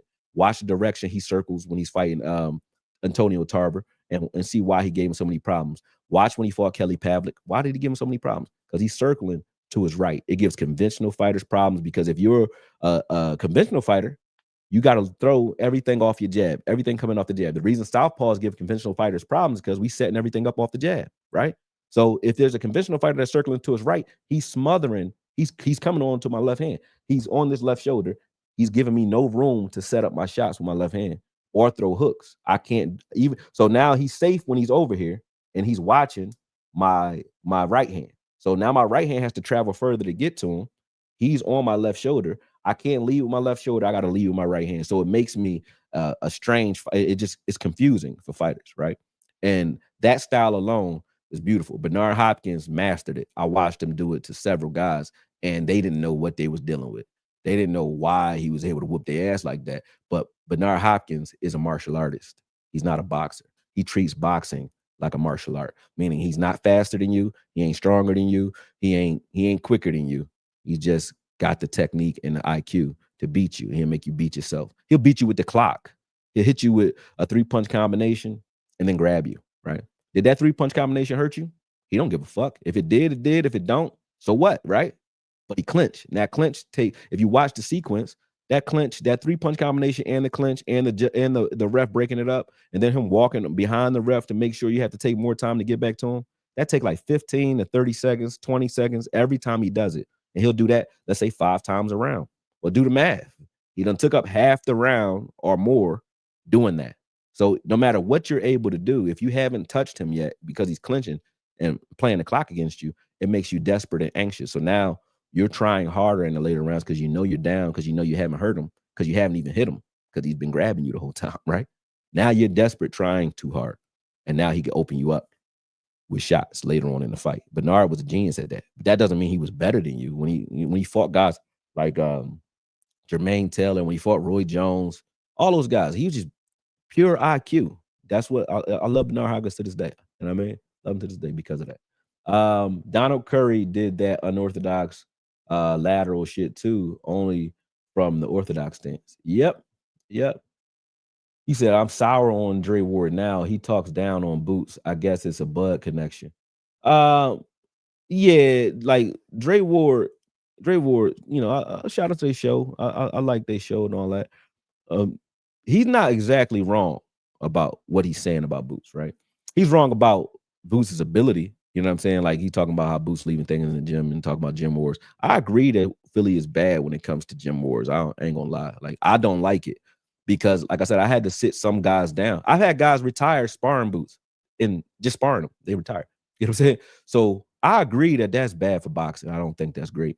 And I don't let my sons or my youngins box early. You can box after 12, but you're not getting hit in the head at 8 by guys who, you know what I mean, waiting for you. There's some of these little kids, killers out here, man. You're not getting hit by them until you can have that resistance and you know what you're doing, right? But boxing isn't taught like that anymore. Boxing is taught like this. It's taught like dog fighting, meaning they'll take you, right? If you tough already, you're already a badass kid. They'll take you, they'll put you in the ring with another little kid, and you go kill him because you got a natural instinct to kill, right? That's the way you are. You're like big paws in a pup. We can see it. And then they'll train you into something, right? But you were already going to be a fighter anyway. That's not boxing to me. Can you take a nerd? Can you take Muhammad Ali, who was getting his bike stole, and make him a fighter like Angelo Dundee? You know, get what I'm saying? Can you take a kid who's a nerd or a nut and make him something? Can you do that? If you can't do that, then you're not really teaching boxing, because that's what boxing is for. But how do you get those kids if the moment they get in the gym, you put them against little man and man punch him in his fucking face the first day he in the gym because you're just trying to figure out who's the toughest. So now you got a kid going home who don't want to come back because his mom just watched him get his nose broke when she came to you to learn how to defend himself. He just got his face beat in. Now, you know, his confidence gone. He not going to be a fighter. And now this kid, you just feed him little shit bags of soft kids, right? So his ego is inflated, but he's not really that good. You know what I mean? But the kid that you could have developed into that, if you knew how to teach boxing before you put him in the ring, before you let them spar and kill themselves, he could have been something. You know what I'm saying? But the way we teach it is just sink or swim. It's the same as if I threw you in the middle, if I threw 10 kids in the middle of the lake that couldn't swim and 2 of them made it back, I could say they learned how to swim because of me, but I can't say I taught them how to swim. You know what I'm saying? They learned because of me, but the rest of them drown. Whereas if I'm teaching swimming lessons beforehand and I drop all those kids in, they should all make it back, right? Because I'm teaching swimming. Boxing is done the other way. They just throw you in the water. You drown, you drown. You know what I'm saying? So I kind of agree with what Ward be saying when he's talking about the gym war aspect of boxing, because I don't believe in it. You know what I mean? I don't believe that you need to get your head beat in and sparring every day to be good at boxing. I think it helps to spar, of course, but you shouldn't be doing it at such intensity every time you're in there. It should be technical sparring where we're working on something. Like, how do I take a guy who needs to work on his jab and say, hey, just work on your jab this fight, or work on your jab defense, when he got a guy in front of him in sparring that's going for a knockout in sparring. He's not trying to learn nothing. He's just trying to knock you out. This is sparring. He's trying to knock you out, though. So I can't say, hey, work on your jab. No, you go fuck him up, because he's trying to kill you. You know, gain your respect. So that's why Philly develops dogs, because even if you do know it, like I know it, you can't tell your guy to go in there, one-handed or go in there not being his full self because that guy coming. He trying to hurt you. You know what I'm saying? So in sparring, it should be technical. It should be technical, meaning I should be able to control both guys. Say, hey, listen, I need a favor from you. I need you to throw an inordinate amount of jabs this fight or this sparring session so that he can learn how to defend a jab. When I see a guy that consistently had the same problems in boxing over and over again, either he's retarded, excuse my French, or he doesn't have a coach that knows how to teach certain things. Like if you get caught with jabs or right hands, like Haney, for instance, Haney pulls his right hand every time he throws a jab, which is why Ryan Garcia kept hitting him with left hooks because it's wide open. Every time he throws a jab, it's like a bow. He had a bow and arrow style. Every time he throws a jab, his right hand got to come down. Your right hand don't got to fucking move to throw a jab. Nobody can teach him that in his entire career. You can't teach him to stop doing that. Then what are you doing? What are you teaching? You know what I'm saying? So I can get along with it. As you can see, I could talk boxing all goddamn day. You know what I'm saying? All day. But I just want you guys to understand that, like, I really love this shit. So, any questions y'all got, you know what I mean? Holla at me and let's talk. But fight wise, I think that the Paul Joshua fight, I said a second ago, I think that's some bullshit. I don't think they really fighting because ain't no way you sign up to fight Joshua and ain't never had a pro fight in your life. And you do that willingly, you already know something on your end must be set up, or you got them fighting at cruiserweight. Something got to be up, but ain't no way y'all fighting. You know what I'm saying? Ain't no way y'all fighting for real. You know what I mean? But as far as Haney, you said Haney got the best he said self-proclaimed best jab in boxing. Haney probably do got one of the best jabs in boxing. Right? Let me see who might have a better jab than him. Hitchens got a good jab. Haney got a good jab. Haney do got a great jab, though. That's all he really got, though. I'm trying to think who else got one, though, that's like killer. Oh, my young boy, he don't fight like that, though. Sims, Magic Man. I forgot what his first name is. Joshua Sims, I think his name is. We follow each other on Instagram. Cool as shit. He from Crunk Gym. He from that era. But he nasty. What's his name? Sims. Anthony Sims? Yeah, Anthony Sims Jr. Anthony Sims Jr. might have the best jab in boxing, in my opinion. Shout out to Anthony Sims Jr. Follow him on Instagram. But Anthony Sims Jr. might have the best jab in boxing, in my opinion. Because he got an up jab, so it's a bunch of different jabs. You got an extended jab, so this is like the mummy style, you know what I mean? You got a up jab where he's coming from the hip, he's shooting it from the hip like an old school guy. You got your high guard jab, you know what I'm saying? You got your shoulder roll under jab, sort of, you know what I mean? He throw them all. Every kind of jab there is, flick jab, shotgun jab, shovel punch, he got them all. So I bang with Sims. He don't fight no more though, but he vicious. Like when I said that the style that I was trained in, puncher boxer or boxer puncher, I haven't seen it a lot in today's era. He's one of them though that can fight like old school fight. That's how it is. That's how we was taught. He fight like that. He fight like an old school fighter. I love Sims, man. He was nasty.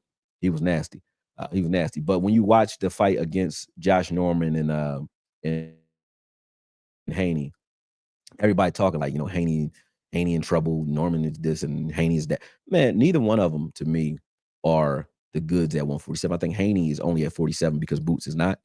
I think Haney's at 147 because at 140 and 135, I think the excuse for him against Garcia was, hey, you're drained, so let's move you up where you're comfortable. But I think that, like I said, if Benn comes to 47, I think Haney's in trouble. Norman, though, I don't think is as big of a threat to Haney as one might think. Norman is a conventional Regis Prograde. Haney just fought Regis Prograde not too long ago. Regis Prograde fights a lot like Norman, meaning he's a good puncher, but you got to be right in front of him. But he was just a southpaw doing it. Norman is a conventional fighter that fight exactly like Regis Prograde. Good athlete, good explosive puncher, but you got to be in his wheelhouse. You got to be right here in his wheelhouse for him to hit you. You box from the outside, you know what I mean? If you're not a Mexican, you're not standing right in front of him, or you're not a Russian that's trying to pressure. Norman is not as good. I don't think Norman has boxing ability in him. If he does, we're going to see it in this fight. But he does have the ability to hurt Haney with one shot, get him out of here with one shot. I don't know. Haney is tough, tougher than what people gave him credit for. So I don't think Norman is the goods to be able to uh, outpoint Haney. I think Haney will be up on points by the sixth, seventh round, and if he's able to sting you up in those first 5 rounds and kind of debilitate or depreciate Norman's value at that point, I don't think Norman will have nothing left for him to get him out of here, punch resistance wise in the second half of the fight. So I think this is a great fight for Haney because it's again like that Boots Ortiz conversation where the name is big, so Norman it seems dangerous enough. Where if Haney looks impressive against Norman, it's like he on the scene. So it's the fight for that. It's the fight to make Haney look great. Because if he beats him the way he beat Regis Prograde, which I think he can, I don't think he can knock him out. Because Norman don't got no defense, man. Norman is going to walk right to you. He gets hit a lot by guys who are not even great fighters. He gets hit a lot. You know what I'm saying? So like that Santiel fight or whatever, that was a great fight. But my trainer used to always say, man, and no disrespect, it's disrespectful, but I don't mean it in a disrespectful way, but it's the truth. Two bums make a good fight. Two average fighters make a good fight because they can't do shit else but fight each other. Arturo Gotti versus Ward, Mickey Ward. They wasn't, I ain't gonna say bums, but they both brawlers. They ain't got boxing ability, but they gave 3 great fights against each other. Why? Because they can't do shit else. They gotta sit in the phone booth and beat each other the fuck up. You know what I mean, they selling blood. But Haney will do very well against a guy who want to come fight you like that. He's gonna do well against that. You know what I'm saying? Haney's problem is going to be against explosive guys, explosive athletes that can hurt him early, where they can throw his game plan off, where he can't box you as efficiently. You know what I mean? If you can hurt him early, like Ryan Garcia did. So those guys can give him problems, or a pure boxer, somebody who can do what he can do. You know what I'm saying? In the ring. That's why I say he should stay far away from a guy like Boots. And now he should stay far away from Benn because Benn just showed me Benn can actually move and do some things and can punch. Benn was hurting Eubanks at 60. He dropped him. I don't think Haney want to deal with that at 147. I don't think nobody at 147 want to get hit by Benn. I don't think so. Benn punched like his dad. He hit Eubanks so hard with one shot. I had all the respect in the world for Eubanks after that one shot. It was, I think it was 4th round.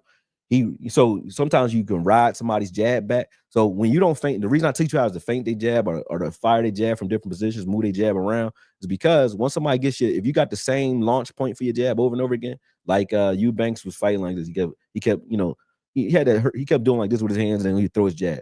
But when he's throwing his jab, he coming down with it, right? So some guys will sort of like parry the jab or get hit with the jab and ride it back in. Man, in the 4th round, he threw a jab that was low while Benn was in the crouch position. He reached with that jab, and Benn rolled that jab right back up with an overhand right that took Eubanks' head almost off. And he was still ready to go. He ain't get dropped or nothing off that shot. But I'm like, God damn, he almost knocked his head off. And his dad used to do that. So I'm like, if he come down to 47 punching guys like that, I can't wait. I would love to watch it just because it's just like that's just violence. It's violence. It's nasty. What you think about Ben Whitaker? I mean, you could play around. He play around a lot. I mean, play with your food when you can. It's entertaining. But when you fighting those types of guys that fight like him, when you fighting guys that really, really, they come in one way, you can't play like that. It's like Prince Nassim Hamed when he fought Barrera. Barrera was like, oh, all right, we not going to exchange with no explosive shots. I'm just going to go back to basic boxing, and I'm going to beat you to the punch because I'm going to be fundamentally sound, and I'm going to be sharper than you. Now, Whitaker got that in him, but all that, capoeira, dance moves and shit like that, Boots do that shit too, right? I like it when you can fight a guy that's inferior to you. It's cool. You could do it. It's fun. It's entertaining. I think you have to be able to sell your fights. It's good to do that. I know who he is because he does that, right? But if he fighting guys who really got it, you better not bring none of that shit to the game. And then if you're not bringing that to the game, and you're not sitting there with your hands down like the Matrix, right? Because you're fighting guys who actually got the same reflexes, the same time you got. Now you got to fight. And now are you better than those guys when you got to fight straight up? I don't think Ben Whitaker is. So, yeah, that's how I feel about him. I like him though. He good for the sport, just like Prince Nassim Hamed was. He good for the sport, entertaining.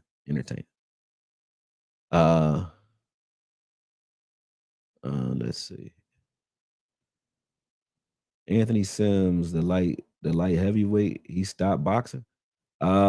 Is he a light heavyweight? I don't know if he's a light heavyweight or not. Let me see. What weight is he? He's super middleweight. He's super middleweight. He ain't like heavyweight. He ain't stopped, but let me look at his box record real quick. When the last time he fought? He 23-2. And his last fight, when was it? I don't got the years on here. Where the fuck is the years? His last fight was when? His last fight he lost overseas to, well, when was it though? It don't got the, that was February 23rd of what year though? Yeah, I don't know. Let me see the event. What year was it? I think it was February. I mean, I guess it's February 23rd this year.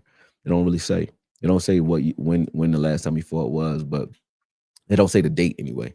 But yeah, like Sims is one of those guys that I like a lot. Like I like his style. I don't care what his record is at this point, but yeah, last time he fought was February, say February 23rd. Yeah. I don't know. But I don't know what year it was. Yeah, and he's active. He's in his status is inactive. He hasn't been active. Yep. But yeah, he's nasty, man. He nasty. Oh, you said he fought at 68 and 75? Yeah. You said watch Ben versus Vargas. Haney doesn't want to deal with that sort of shit. Yeah, facts. Let's see. What else? Oh, that was 2023. Yeah, yeah. Yep. He said he didn't think he had major issues on the business end of boxing. Who are you talking about? Anthony Sims. Imagine Inoue. I think Inoue has the best and most dynamic jab currently in boxing, which is funny because he's tiny. I like Inoue punching power and style and so on. Um, I don't know. For me, I haven't watched enough Inoue because to me, Inoue doesn't fight enough guys that's like you he hasn't fought guys that I think can deal with him, except for Cool Boy Steph. I think that was a fight that I thought Cool Boy could deal with him and beat him. He beat him, and I give him respect for that fight. Um, I think he fought Nonito. I thought those was good fights too.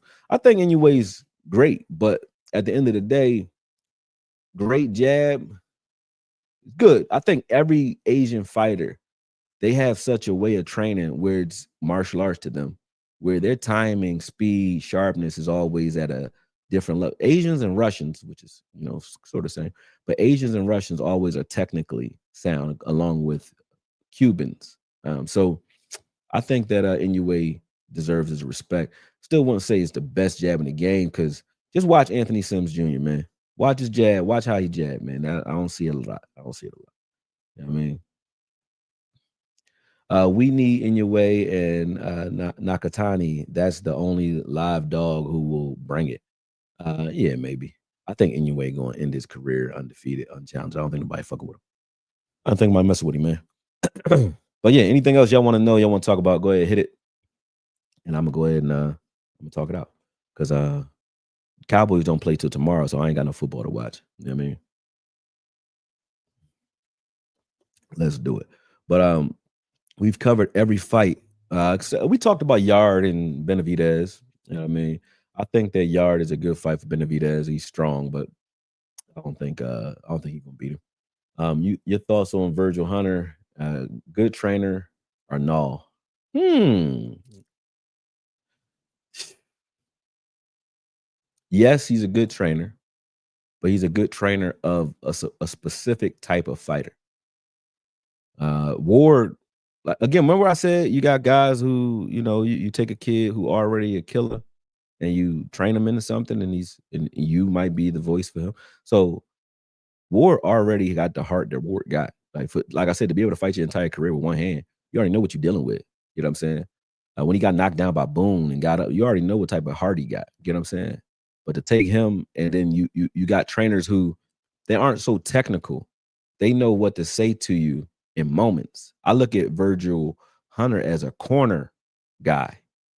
He's a Angelo Dundee type, Teddy Atlas, meaning He's a guy that's gonna say the right thing to you in the corner, not strategically, motivationally. He's gonna say the thing to put you in the right frame of mind. If you that type of fighter that needs to be put in a certain frame of mind to perform, yes, Virgil Hunter is a good trainer. Is he a guy that's gonna teach you all the technical aspects to make you better, make you quicker, change your defects, take away some of your flaws? I don't think he's that. But most trainers that you see ain't that. Cause I'll give you, I'll be honest, like anybody in Philly know Billy Briscoe. If you in Philly, Billy Briscoe really be training Danny Garcia. Angel Garcia is his corner man though, but Billy Briscoe you never even see. You probably don't even know who he is, right? You be like Angel Garcia is Danny Garcia's trainer. He's not, but he's his dad, so he knows what to say to get Danny to perform, but he ain't teach it to him. Billy Briscoe's teaching him and other guys. He ain't teach it to him. Willie Torres, you know what I mean? Those Sterling and those guys teaching it to him. He's just showing them how he's pulling it out of them, telling them what to do. So there are trainers that are good like that, like Nazim. Brother Nazim, I wouldn't say he's the greatest trainer, rest in peace, but his strategy was what made him great. It wasn't the motivation, it's the strategy. So he might not teach you how to fight as well. Like his sons, Rock, and Tiger, and those guys can fight. All his sons can fight. Dargan can fight. They all can fight. So he's a good trainer. But I think where he became great is where you watch him in the corner with Bernard Hopkins versus Trinidad and so on, right? The things he teaches you strategically, like Floyd Mayweather versus Shane Mosley, the things he teaches you strategy wise, he can give you. He's like an offensive coordinator, Nazim. He can give you a strategy that you can go out there and use. Now, there's trainers that are like that too, right?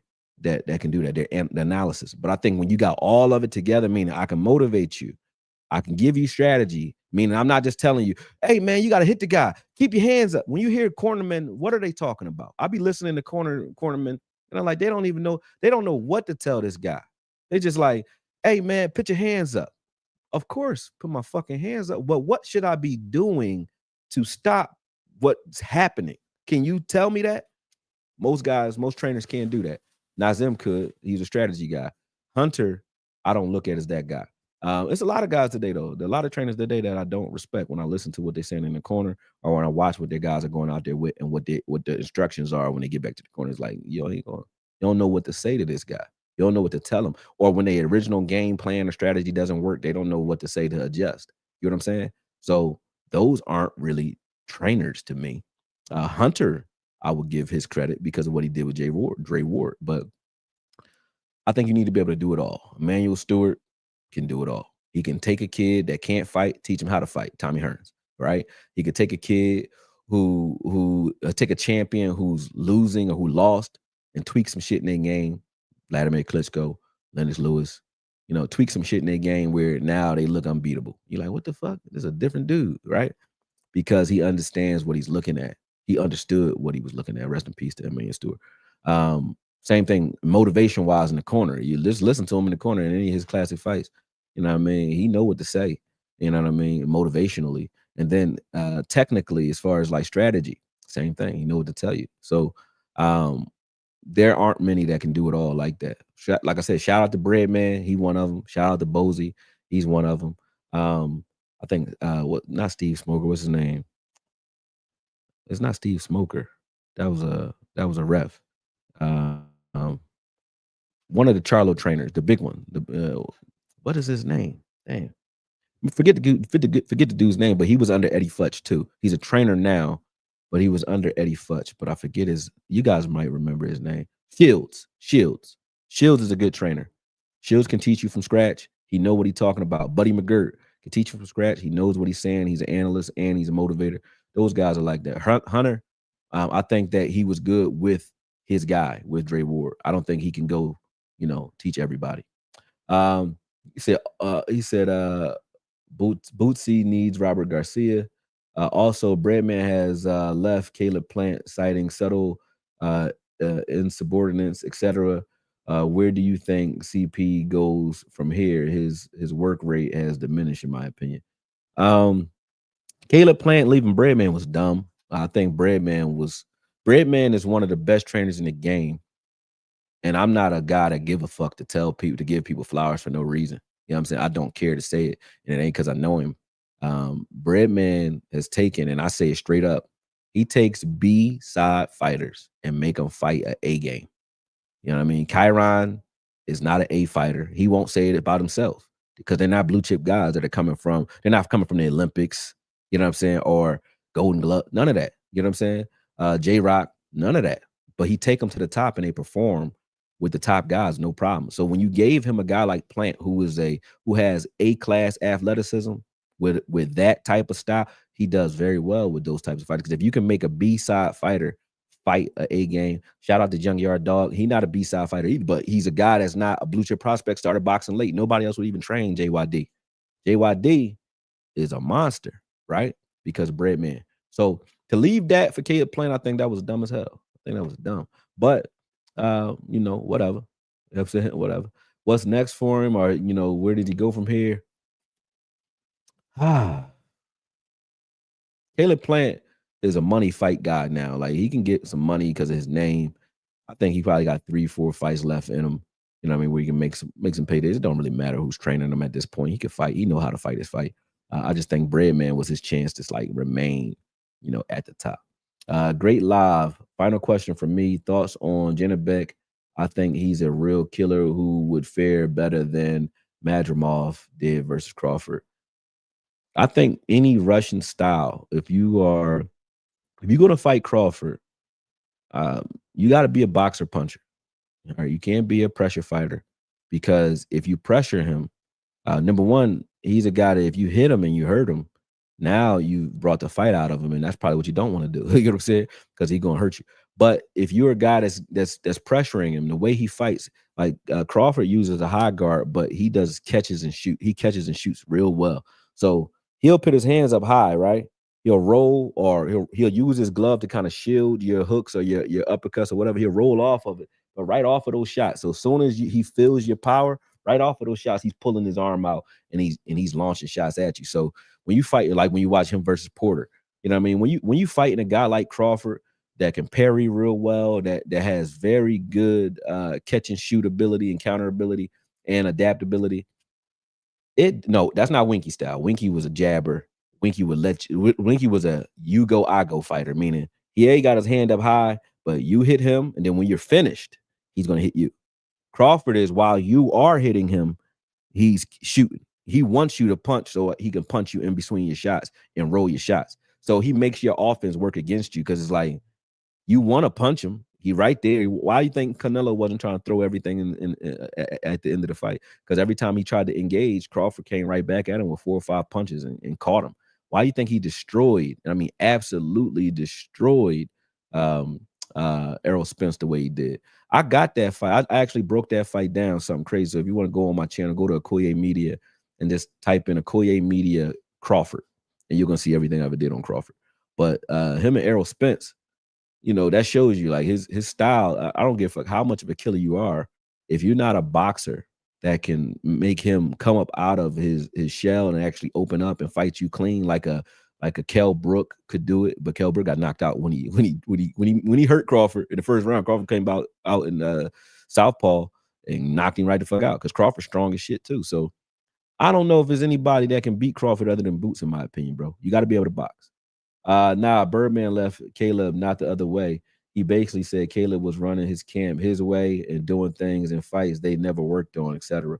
Oh, that's actually I respect Bread for that because Bread is he's a very disciplined, principled trainer. Like I said, I fuck with Bread, and I haven't talked to him since he left Caleb, but we gonna get on the phone and talk, and I'll figure out what went on. You know what I mean? But I think that's all the questions y'all asked, man. And I've been up here an hour and a half, so you know what I mean. We'll talk again soon. But make sure you guys like, subscribe, follow Okoye Knows Boxing, not just Okoye Media. So those of you that are on the Okoye Media side right now, if you're watching this live on Okoye Media, make sure you go to Okoye Knows Boxing and you follow that page as well. He said Boots not big or strong enough, in my opinion. It's good that you got an opinion, Volta, but your opinion don't really mean anything. All due respect, it don't, because you basing it off of nothing. I don't even know how you can't even make the opinion. You can't make it off of his fights because he knocking shit out, number 1. You can't base it off of seeing him because I don't think you've been in the gym watching how strong this kid is, but Boots is strong as fuck. He's strong, man. And big, he walk around 180. Man, his whole family, if you see Pooh Ennis or Farah Ennis, they all big. He the only one that's and they all fought at 54 and lower too. But you see if you see what his family balloons up to when they're not fighting, he's a big guy. Boots' face even look fat half the time. Like Boots is not a little dude and he ain't weak. So that ain't biased opinion. That's just like you know, you don't really know what you're saying when you say that. I get it, but I'm not hating on you. You just really don't know what you're saying. Abdullah Mason versus Sam Noakes, Bam versus Puma. Break it down. I'll break that down in the next fight because that's gonna take us another 30 minutes. You know what I mean? But I will save those as topics. He said, "Yeah, man, shout out from London. Take it easy. Endless Crusade, appreciate you, man." He said, "Assalamu alaikum. How are you? Also, how is your family? Blessings and greetings. Congratulations to Conor Benn and Islam Makachev. You're so intelligent, knowledgeable, and know everything." Who the hell is this? God damn. Appreciate it. That sounds like a bot. Like I ain't write that comment, but I appreciate the comment. God damn. That was some shit. Go ahead, put that up there. You just pumped me up and shit. I'm about to walk around with a whole new swagger and shit. God damn. You know, we call that gassing up here in Philly, man. You gassing me the fuck up. But no, appreciate that. Seriously, I'm only joking with you, man. Only joking with you. But god damn, like what? Who that? It's like a bot or something. Just like, yo, make me feel good. Do something to make me feel better. You know what I mean? Funny. Man. But all right, yeah, make sure y'all guys follow those channels. I will put some instructional shit in here. Matter of fact, to leave, I might have some instructional shit. If I do, I'll let you guys watch that on our way out, and then we out of here. All right, let me see if I got some. I'm gonna share my screen. See what I've ever put out here. I don't know. Share screen. Let me put it up here real quick.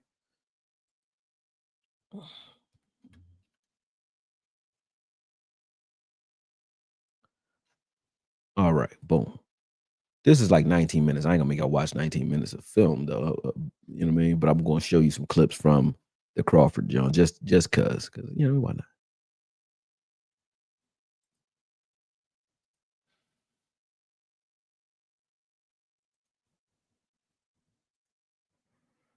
All right, let me get back in, make sure you can see it. It's called Man Down if you guys want to watch it on YouTube. It's called Man Down. Boom. Let me move this along. This is what I was talking about. So a lot of this is frozen. Let me see. Boom. I'll put this on mute. Matter of fact, no, I'll put it on. You can listen to it. Before I even go into this, right? So not I ain't gonna say what a lot of trainers, a lot of fighters too, use me for this. So this analysis that you see in this fight, you don't see a lot of them online because the way YouTube's rules are, they will flag me or give me this one is okay because the way it was recorded. But most of the time I don't publish boxing and then analytical breakdowns because you get copyright infringement for it. So I don't do it as often. Um, he said, "Are you related to the great running back Okoye?" No, Okoye is not my name, bro. Okoye means accumulated knowledge. So that's why it's an acronym. Accumulated knowledge over years of experience. That's what all of us are Okoye. So that's not my name, but I know who Christian Okoye is. But no, we're not related. I'm not Nigerian at all, bro. I'm from here. You mean? But back to what I was saying. I don't usually show these breakdowns because of that, but trainers do hire me behind the scenes to break down their potential opponents, and I'll tell you exactly what these guys are doing. So I just enjoy it. You probably will enjoy this video. You know what I mean? But I'll play half of it. You know what I mean? I'll probably last. Yeah, let's just I'm just you see how every time you see that shot right there? Watch this. This is what I mean when you just ask me about Jennebeck. The way Bud catches and shoots or shoots in between your shots, you see that? He'll catch you while you trying to hit him. So he turns your offense against you. Like the better your offense is, the worse you're gonna get beat. Get what I'm saying? Boom. You see that? Watch these catch and shoots. That's a catch and shoot right there. Boom. That's exactly what I was just showing y'all, right? Like the way he because it's catches saying you in that, between your you know, shots is Spence was just some just lame nasty. duck who wasn't, because he's a right-handed And it fighter. doesn't matter what happened with Spence. Hand Spence right hook wasn't going to win this combination, fight Spence is going to catch him. You're regardless going of to what see he it when it did. come up. But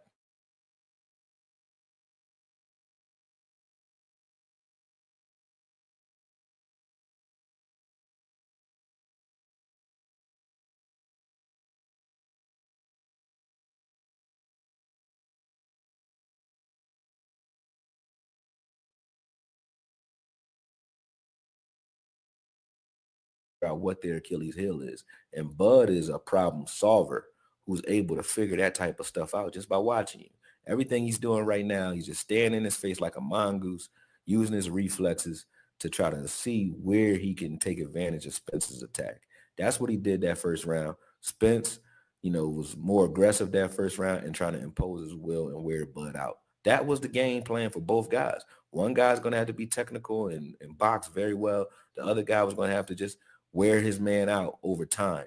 But Spence couldn't anticipate that when you started to up the pressure and get inside, that, you know, you You would see that lose overhand inside. left Like I that he said, just threw? everybody thought that Bud would pick Spence apart from the outside.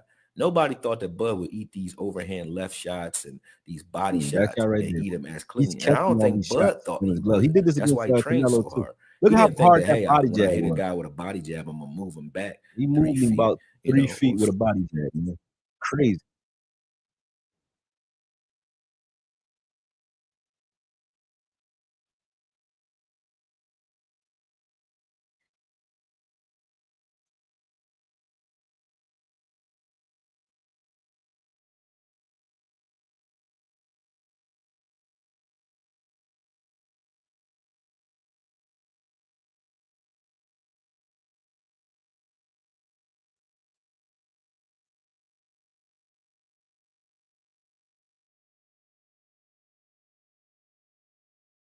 taking some of that steam off because he's taking a step back every time he gets hit with it. But he's conditioned himself to be able to withstand them.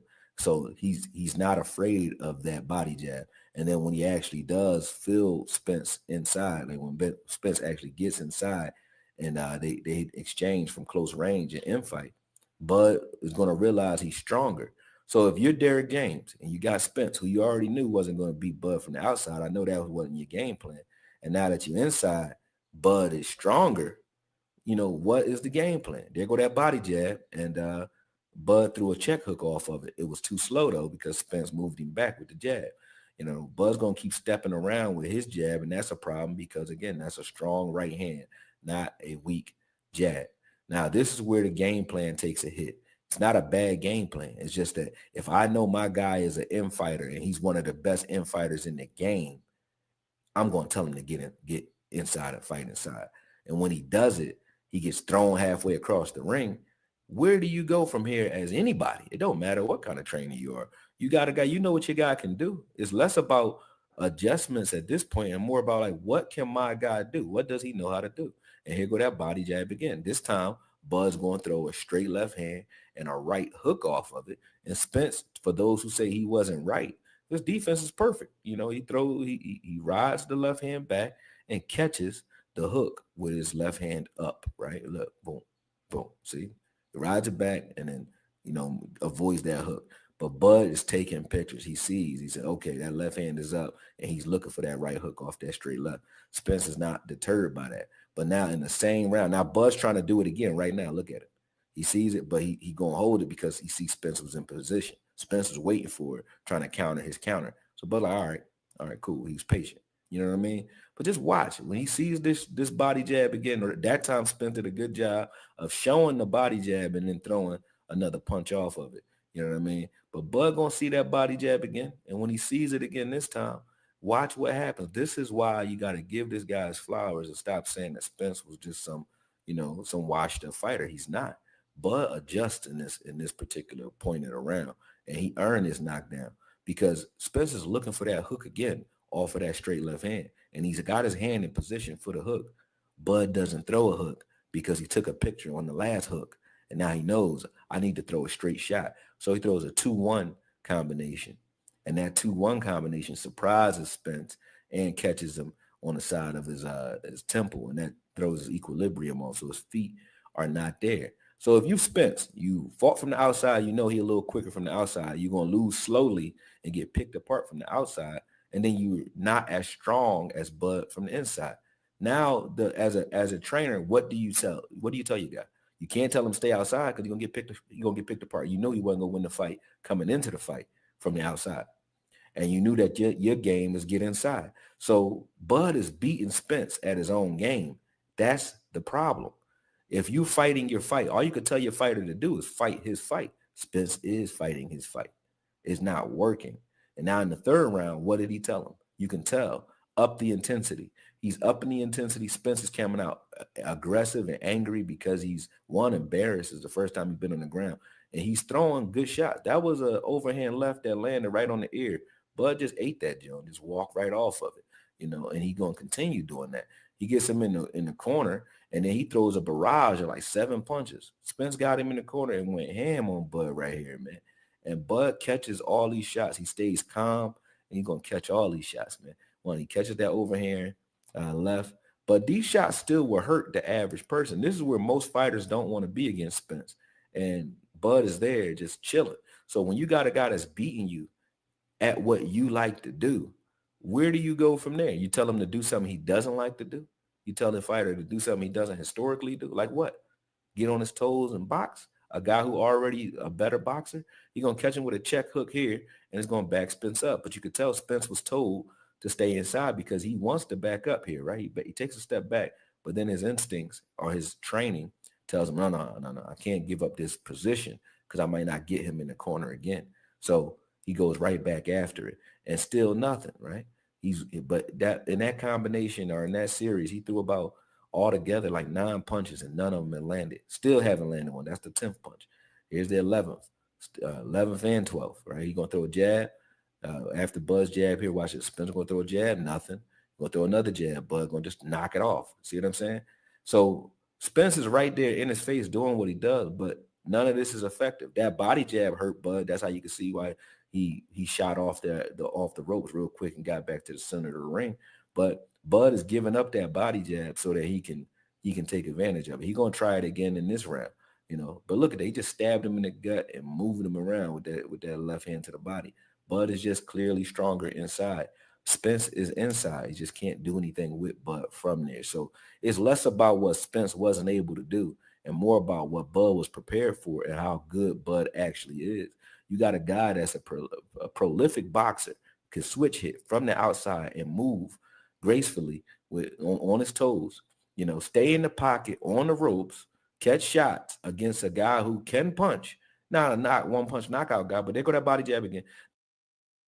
I didn't want to make this too long, so we gonna break it down in the next one, man. But you see what those body jab and that infighting is doing. This is where you would want Spence to be. It's like a lion with his teeth on his prey's throat. Like that's what you would tell any lion. Who knew that that's where Bud wanted to be, though? You know what I mean? Like you couldn't anticipate that before this fight, that if you got inside and it was an infight, that Bud would be this much more sturdy and stronger and powerful on the inside. That's what's happening here. Spence is inside. He's where he needs to be, and he's losing at his own game. That is not Spence not fighting this game. That's Spence losing at what he loves to do. So what else would you ask a guy to do? What else would you tell Derrick James to tell his pit bull to do? Spence is a pit bull. He's going to come forward, fight you to the death. He went out on his shield, did what he's supposed to do. When Spence is stepping forward with that jab, as you can see, Bud's feet is still in the air, and his weight is shifting through Spence's face as Spence steps forward into his own jab. So now that takes away Spence's ability to throw his jab. He got him back right there with his head off to the left and shooting his jab, right? And Bud backed off a little bit.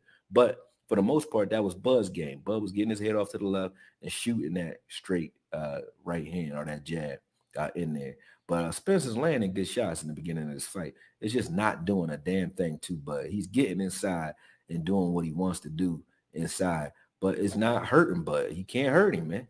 He can't hurt him because Bud was conditioned for this fight. You know what I mean? Not because Spence couldn't fight this fight. So let's just make that clear, man, and give both these guys the credit that they deserve. I don't think there should be a rematch due to the fact that stylistically this is a bad matchup for Spence. No different than Vernon Forrest with Shane Mosley. That didn't make Shane Mosley a bum. It just meant Vernon Forrest had the style to deal with Shane Mosley, you know, and that's just that.